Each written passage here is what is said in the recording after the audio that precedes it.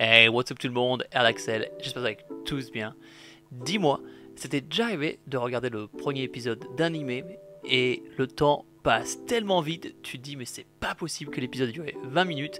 Et bah moi, ça vient de m'arriver avec le premier épisode de Mushoku Tensei et j'ai kiffé, un truc de fou, j'ai tellement kiffé que je me suis torché le reste de la saison en même pas 2 jours.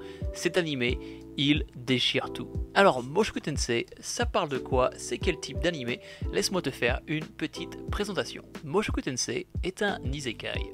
Pour les gens qui ne connaissent pas ce genre, la recette d'un isekai est très simple. Le personnage principal meurt dans les 5 premières minutes, se réincarne dans un monde qui est plus ou moins féerique, se retrouve complètement pété et roule sur tout le monde. Mais Mushoku Tensei ne suit pas à la lettre cette recette. Certes, notre personnage principal meurt au début et se réincarne dans un monde féerique avec de la magie et des monstres, mais il n'est pas pété, il ne perd pas la mémoire, se réincarne dans le corps d'un nouveau-né et va utiliser les connaissances de sa vie intérieure à son avantage, comme le fait d'être un fan de jeux vidéo qui va l'aider dans le reste de son aventure. Et ça, c'est plus ou moins le synopsis de l'animé. La première saison a 23 épisodes et elle s'arrête au volume 6 du manga.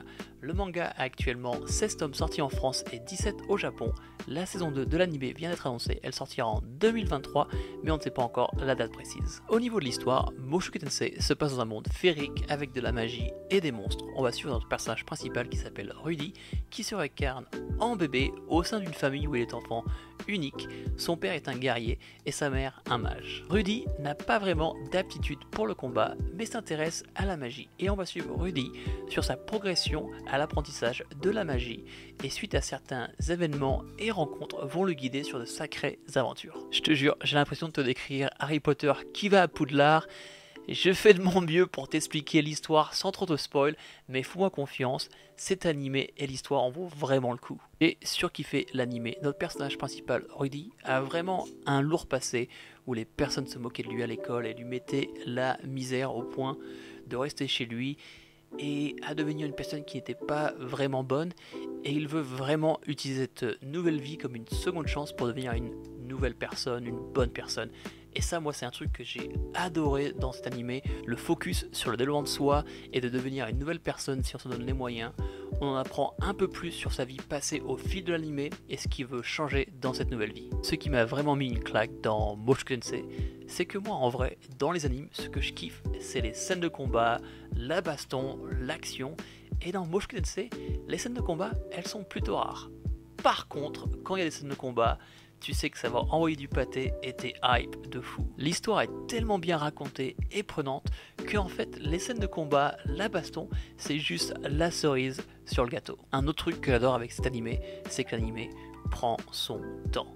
Rudy se réincarne en bébé, on le voit grandir petit à petit, il n'y a pas d'arc d'entraînement où tu as un skip de 20 ans et Rudy il est super balèze, il est super OP grâce au pouvoir de l'amitié, on sait pas, non, l'animé prend son temps, on le voit faire des rencontres, s'attacher à ces gens, créer des liens, et moi c'est un truc que j'adore avec cet animé.